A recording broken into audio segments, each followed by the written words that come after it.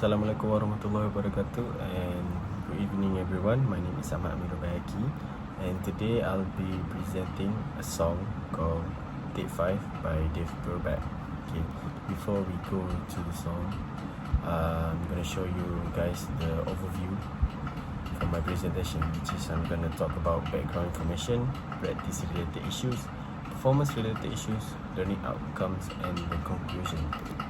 Okay, for that I'm going to talk about the background information about the composer, which is Brubeck. Brubeck, born in Concord, California on December 6, 1920. Brubeck was a hugely renowned American jazz pianist and composer. He passed away on December 5, 2012. He was renowned for his creative approach to jazz, combining odd time signatures and classical music components. Before he started his career, Brubeck was taught piano by his mother from the age of 4, and for a period of time, he deceived her by memorizing songs rather than learning to read music. He worked as a pianist with local jazz groups from 1930 and studied music at the College of the Pacific from 1938 to 1942. Okay, that's the composer. And the second composer is Paul Desmond, which is the saxophonist. In this song, Brubeck play a piano. Okay, and I'm gonna go for the second page, which is the song itself, Take 5. Well, Take 5 is actually not composed by Brubeck, but rather by Paul Desmond, the saxophonist of the Brubeck Quartet. Desmond composed the piece in 5/4 time signature, which is quite unconventional for jazz music at the time. Okay, we're talking about 1950 something.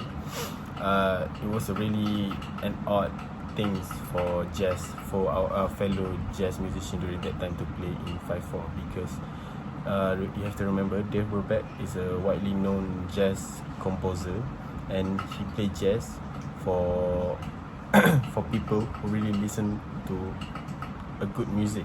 So odd time signature really is not a thing during that time. So the story behind Take 5 goes that Desmond composed the tune in 1959 as an experiment with different time signatures. He initially intended it to be an exercise for his own improvisation, but Brubeck recognized its potential and decided to include it in the quartet's album. Time out. Okay, now we're gonna jump to the practice related issues, which is my practice related issues is creating a solo in odd time signatures without losing the swing time feels. Alright. Like all musicians, drummers aim to be the best at what they do. However, there are frequently obstacles in the way of mastering that limit development and sing hopes. Drummers frequently run across a range of practice problems in their pursuit of accomplishing anything important during practice sessions. But for this song, actually, smooth groove is essential, especially if you want to play some jazz and Latin stuff. But when it comes about solo, most of the drummer cannot make the solo sound right, nor they cannot even do a solo part. Why is that so? Well, basically, when it comes about solo, the first thing that the drummer should look at is the subdivision of the song or time fills. Okay, sometimes the drummer misunderstanding about solo. They think that they can freely do anything, but no, it's not that. In order to make your solo suit with the song, the time fills is the most important element that you should look at, including others fellow musicians, not just me, others fellow musicians too. Okay, so hold on, give me a minute.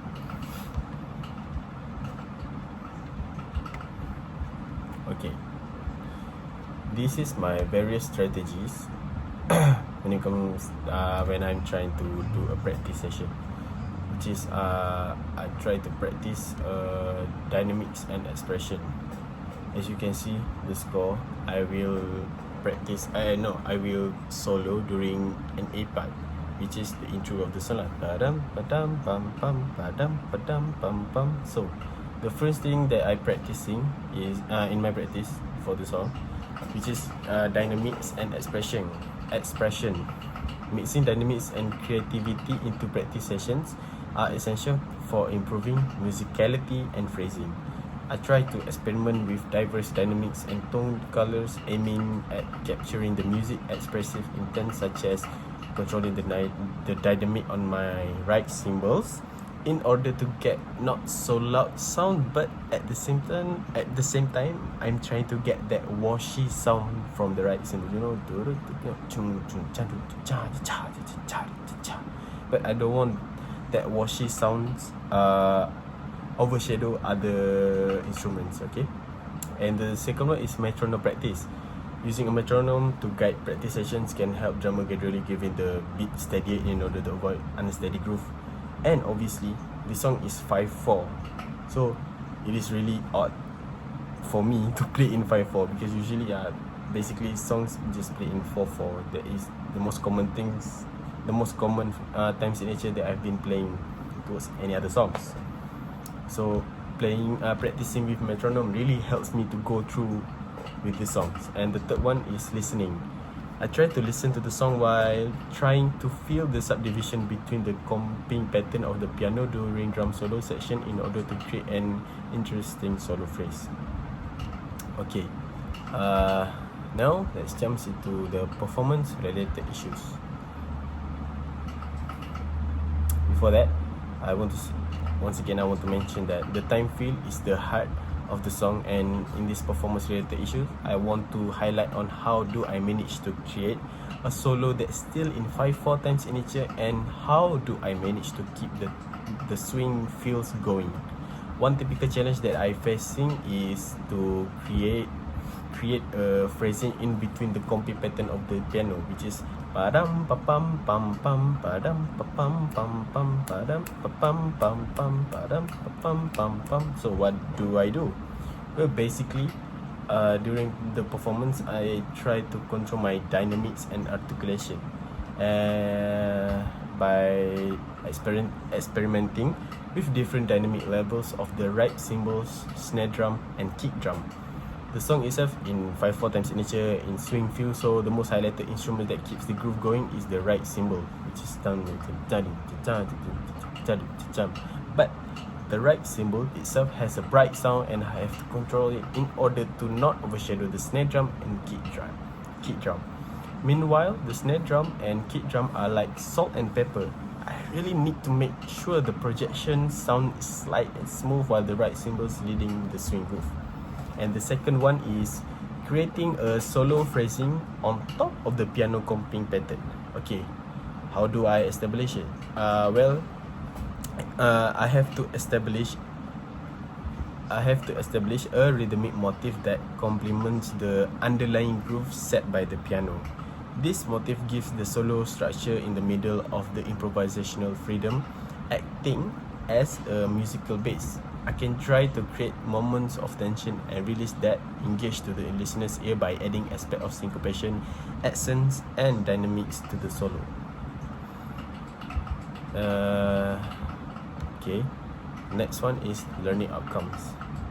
What do I have learned? So I have 3 things that I've already learned by playing this song. Well, basically, this is not first time I'm playing this song. This has been my 4th time actually playing this song, and I still cannot get that time feel swing, but alhamdulillah, during this class I basically get that time feel swing and keep the groove going while I'm soloing the song. So the first one is rhythmic mastery. I'm able to gain complete understanding and require of the various rhythmic patterns found in take 5. This covers time signature changes, syncopation, and polyrhythms. The second one is dynamic control. Performing take 5 frequently calls for me to demonstrate exact control over dynamics, spanning from delicate flowing passage to forceful ones. And the third one is creative expression, which is I have the same creative drummers have the same creative freedom and improvisational options as other instrumentalists during Take 5. By experimenting with fills, details and variations, they can bring their own distinct style of the performance while maintaining to the piece's general structure. So the conclusion, last but not least, the conclusion. Picking up a song like Take 5 by Dave Brubeck Quartet may teach a drummer a ton of priceless lessons. Learning this classic jazz standard has given me new perspective on rhythm, improvisation, group dynamics and performing techniques. Basically, this song challenged me to embrace the unconventional. Its time signature is 5/4, forced me to think outside of the box and expand my rhythmic vocabulary by navigating the intricate groove laid down by the piano comping pattern. And last but not least, learning Take 5 as a drummer is more than just mastering a song. It's about embracing a mindset of continual growth and exploration. It's about honing my technical skills, cultivating my musical intuition, and connecting with others through the universal language of music. So, the performance I will add this performance after this presentation. So I hope Dr. Kerin and Dr. Chong enjoy my performance. Thank you for listening.